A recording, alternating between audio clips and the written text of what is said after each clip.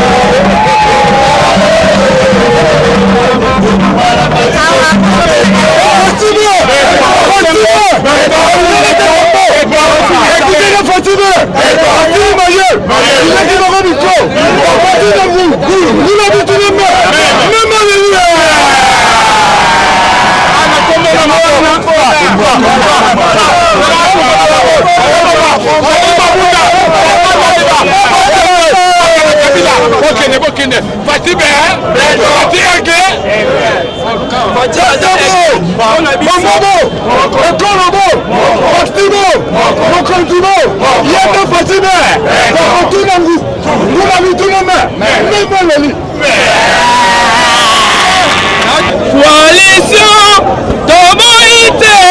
Tomoite Mabena oya kobanda Coalition Tomoite Mabena oya kobanda Bagonajete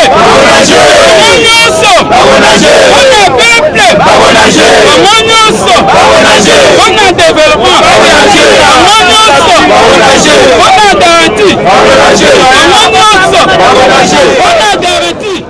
naye lisusu naye po na kanda te ndabandi na mbote te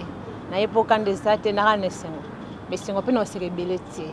en tout cas bana nyonso ya Dimnet TV na émission na bino bolamuka na attention sengo ba ke na sepelisa bino pe bo sepelisa ngata mbo benga ke sala ngeso makasi donc mbote belé na bande ko nyonso oyo balandaka biso ko bazwi momesa na kolandaka biso tango nyonso na kati émission na biso bolamuka donc sengo ba ke boza ebele na kati ya Congo Kinshasa na Brazza na Angola bisika nyonso oyo chaîne biso comme la bien en tout cas to pesi merci mingi po émission passée to fait vraiment ba appel ebele na kati na mboka awa na libanda mboka en tout cas zala ke sengo mingi akoba pena ke balandaki biso na c'est pas mi komona na ni grand frère na mona kala ya Chimblo Chongo ya zana kasi na Afrique du Sud wana Lipopo na Lefal donc tant amona ki émission de kai fois passé en tout cas c'est pelé na basijo de pesa kana bana mboka do ye pina za na do ya makasi ben ke ya makasi po ba ya pomba na mbinzo zone bonde pina ba banda makambo wana banda kala do lelo na libno lisolo sika lisolo eza nini ya prestation de serment ya ba 3 juges na biso ba 3 juges na biso ba ko prêter serment lelo na palais du peuple.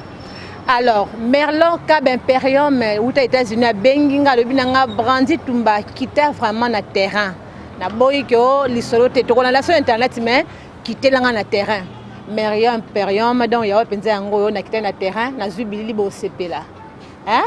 Ya nanga diem sekemusa ya balbine. Donc na bo sanité manke sengoye ba ke ya nanga benga tango nyoso tout. Les autres ça na bongo na prestation de serment, ya bagis na biso. Na bandi boyi masolo o eleka makasi mingi hier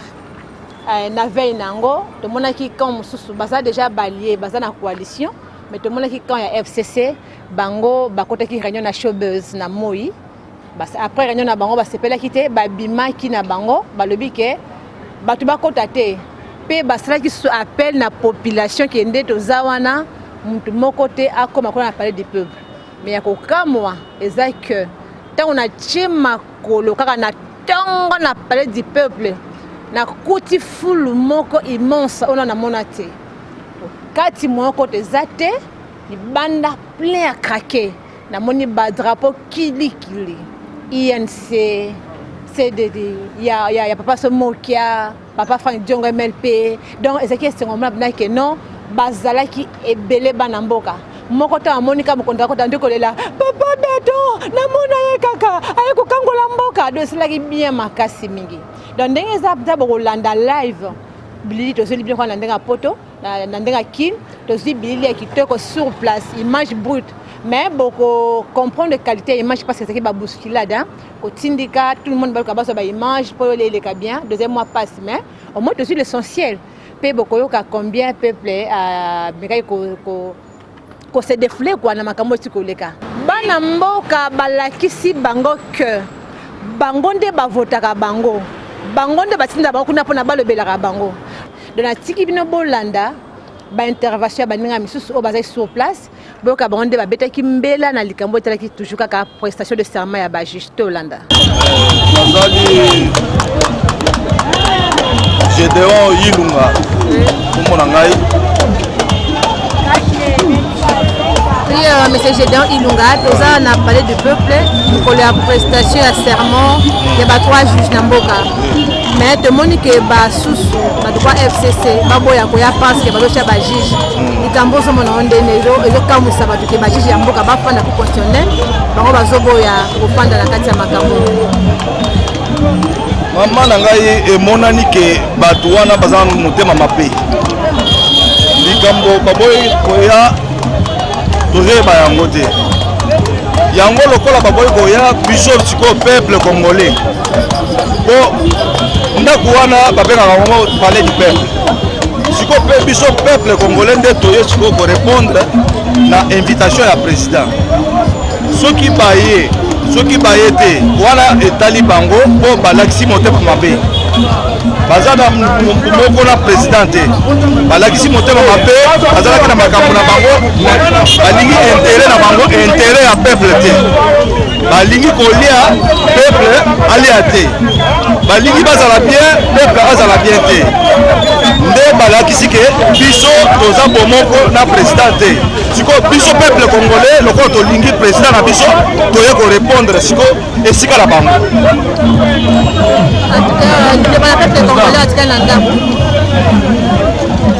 le peuple congolais oyo atikali oyo azala na kati ya kokamwakamwa aza kati ya bainquiétude nazoyebisa bandeko na biso nyonso oyo batikali libanda ke awa vraiment peuple amonani ke alingi président na ye po awa bato barépondre ndenge esengeli bato baye lokola babengaki bango orke président abengi mutu te mais bolingo ya président na bango toye korépondre kaka président na biso bato bapete serment epai ya bajuge liboso na ye mpo ye nde mokonzi ya mboka oyo mosusu aza te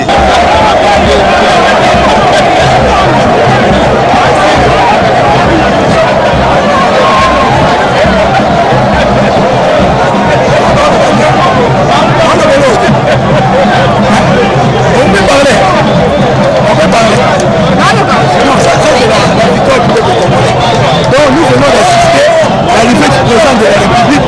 Donc ça nous a réjouis. Donc notre président est à Bonzate, il vient d'arriver, c'est pourquoi ça nous a réjouis. Donc nous sommes très contents. Biso yeyo,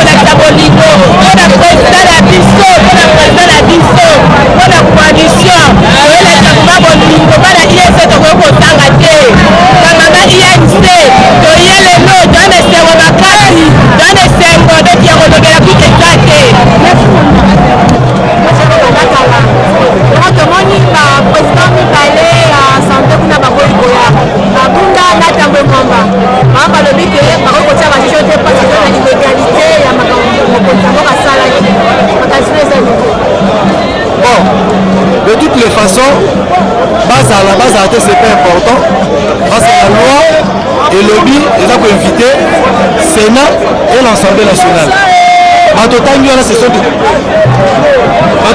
Ce sont des sénateurs, ce sont des députés. Donc ceux qui n'y allaient mis ça, c'est pas un problème.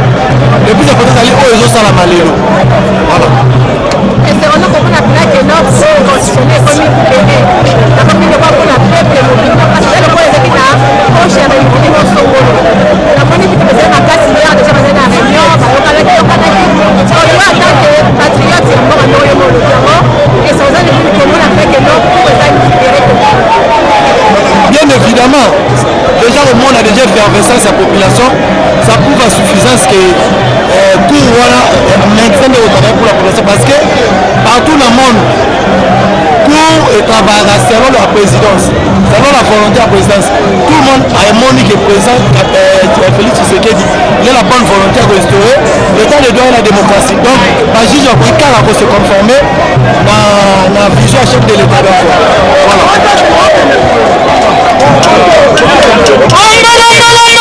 Mabe, lelo eza deuxième eloko eza na Congo eza première fois. Première fois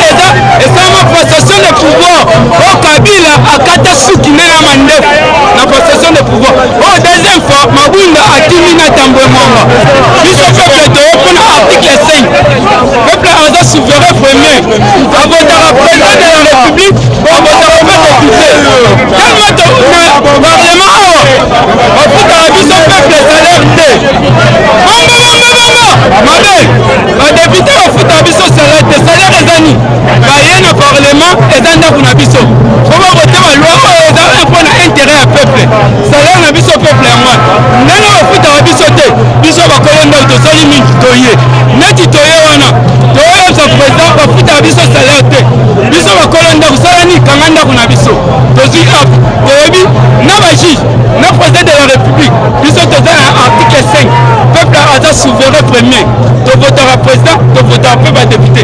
neti toye lelo toza posa parti politique te toza na intérêt ya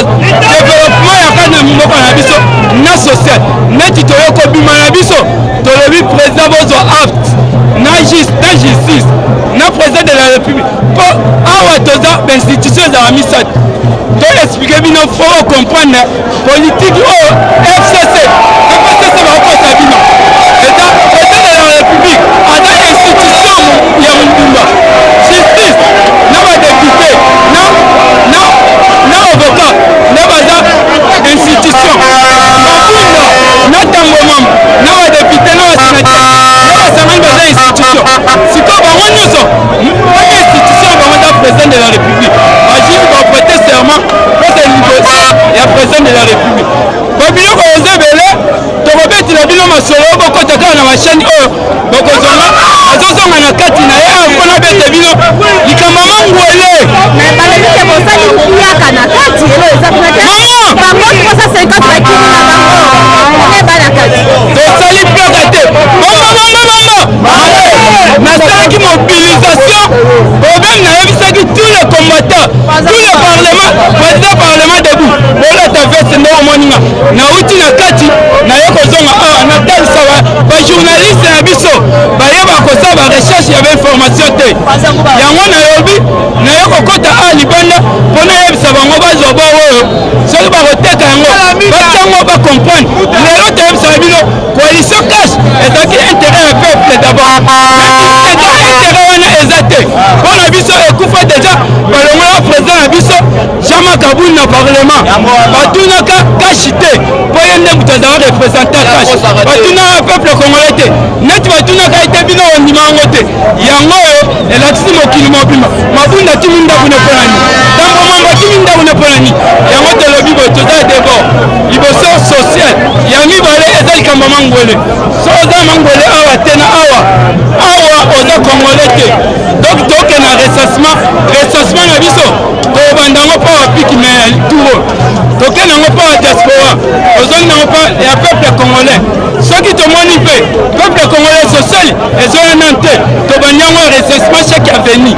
social il faut ebanda liboso après recensement ya misato te élection toboyi élection te fo tokanga baétranger oyo baza na mboka na biso nazoloba awa fo ocomprendre baza élection ti 2000 combien élection ezali élection eza 2023 tobi toboyi élection te avant tokende yango tokende na recensement eza likambo mangwele nazolakisa bino place baétranger bazali banda ya gouvernement ti na basénateur badépute basoda baétranger baza ko à travers recensement nde tosala bango mokwa tosala bango bamisusu bazongi koli mpo na bango po bozonga bien nga napesaka nimero telefone nga nde nayebisaka kabila tika pouvoir tokokota kaka ndenge ozolinga kotika pouvoir na maleme te tokokota nanko tozo kabila pouvoir na biki na fei tosilisi ye mpe dictateur nde na biki na fei lelo Gildas oyo ngai abengaka Fayulu akomprene na politike te aza Gildas anda otambola na Jésus place moko biso nde bato toforma ye na IDPS ngai oyo bozomona nasombela Fayulu Bere Moniere na 10e na latie mpo akutana Kondo Etienne molimo na efa na kima tellement aza na charge ya Kondo Etienne yango wana bozomona masumu ateka biso ateka bastratégie akoka te opposition eza awa pouvoir eza awa yango wana ezoforme bino bokamwa te eloko ezosalama lelo keba na 17h okoyoka badepute bakoki olela keba semaine wana keya oyoka gouvernement koki olela keba après 3 semaines après 1 mois okoyoka mokolo moko akolela napesi ya badati décembre ngai na yo peuple bozala bi opposé nayebisi bino bateatre nyonso oyo bozoyoka oyo na FCC oyo Martin Fayulu bozala bino calme lelo elakisi awa na kati ya Congo tozala na posa parti politique te tozala nde na posa développement ya mboka na biso oyo nyonso aye awa ngai moko lelo na remercie bino avant chef de l'état aremercie bino po pouvoir oyo eza peuple bosana no yaya mbotela badiaspora poto baoyoka yo baolanda na banaki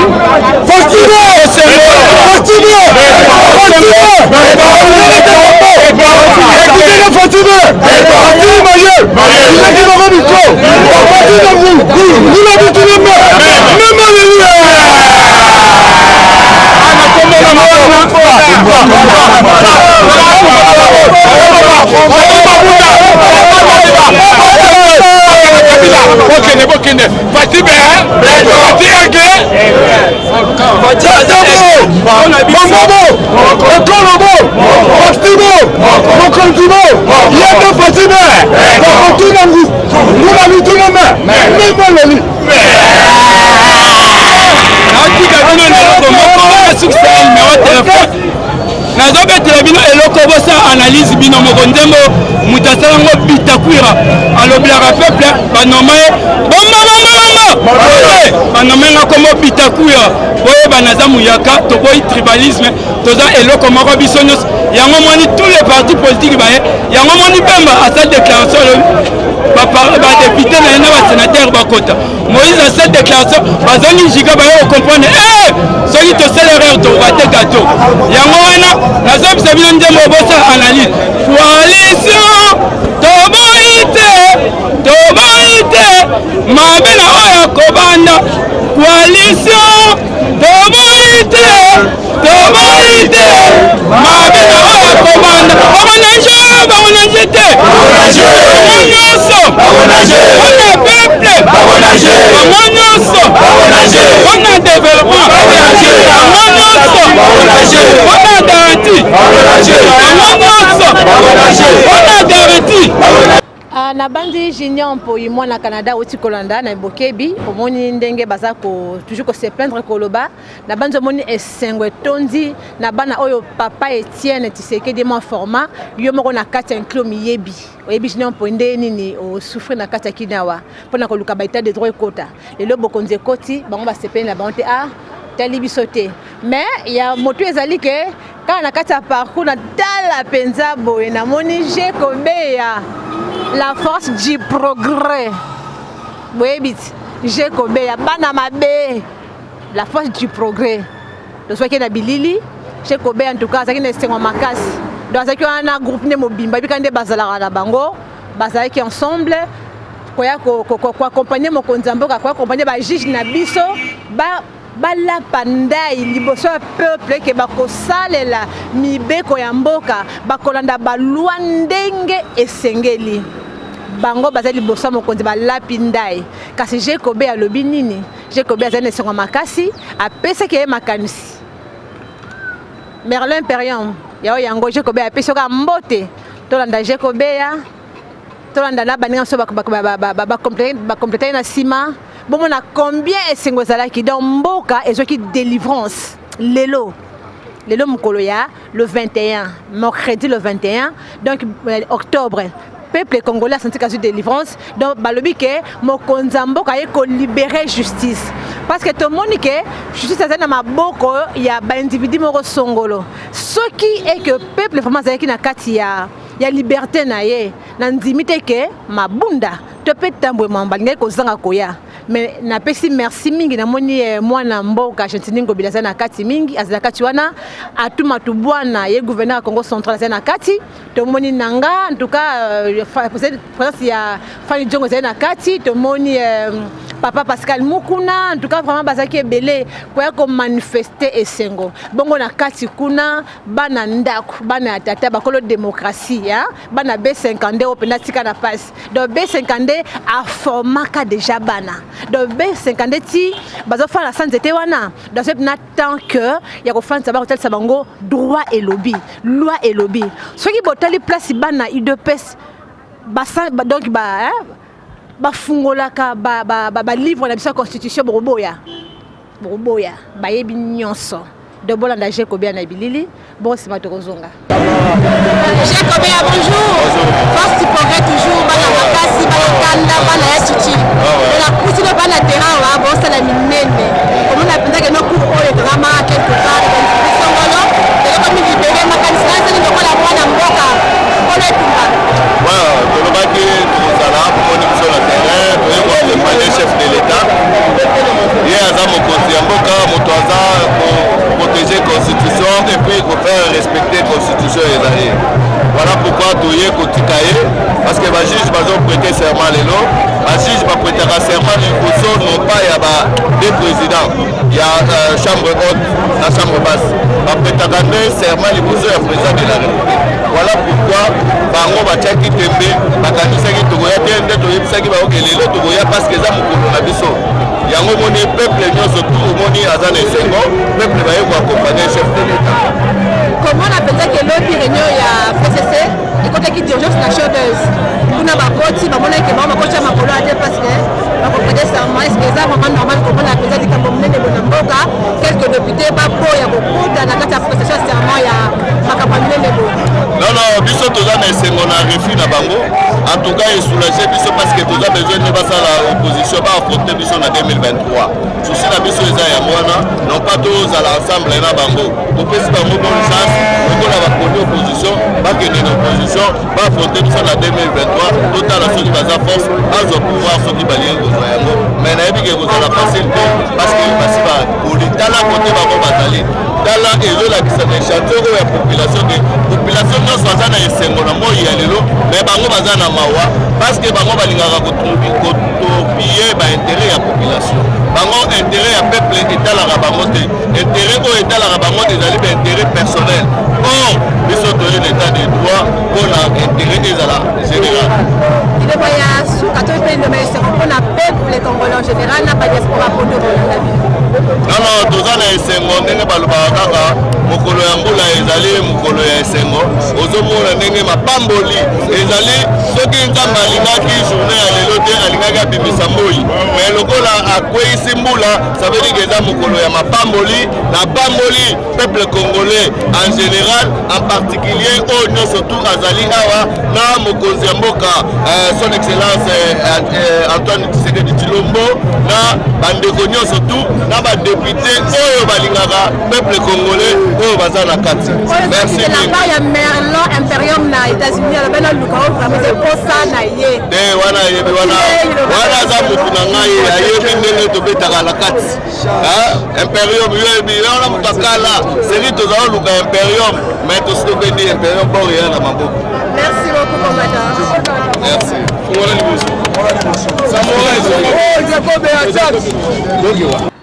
Les grands Soki et Lauriane Linvoma Lolo na Allemagne, la bandi Bolandi Bilili, bo sengaki vraiment que notre qui est en terrain. Donc ici, tu sais pas si bien, totalement passé à Padoum Petit, Motonanjambe. La bandi Otali, Bananzambe, mi bo bondeli makasi pour na état des droits na biso. Deka Nzambe, Moussal Nzambe akanda, yekutuko lokana oyete po sakana kate ko teta ona kata ba bondeli. De Deka Nzambe bazana ma bondeli pour la première tela imboka na biso. Et là vraiment Nzambe a délivré Congo na biso totalement sur tout le point.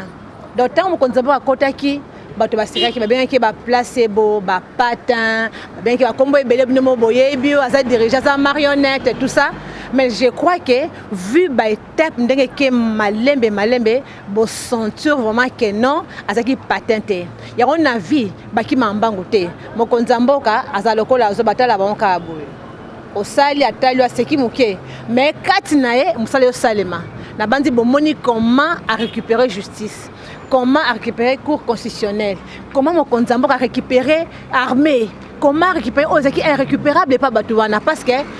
il ne s'attendait pas à ça. Banzima qui était au coma. Mais elle a ndoto, surtout qui, moni que c'est koti et c'est commis. Na bandi héroyo, tension et zamakasi. Baso na bonbon boko pe maté. Avec une blonanga ya. Yo kuna mwana ilipopo na Afrique du Sud. Na bandi bomoni bilili.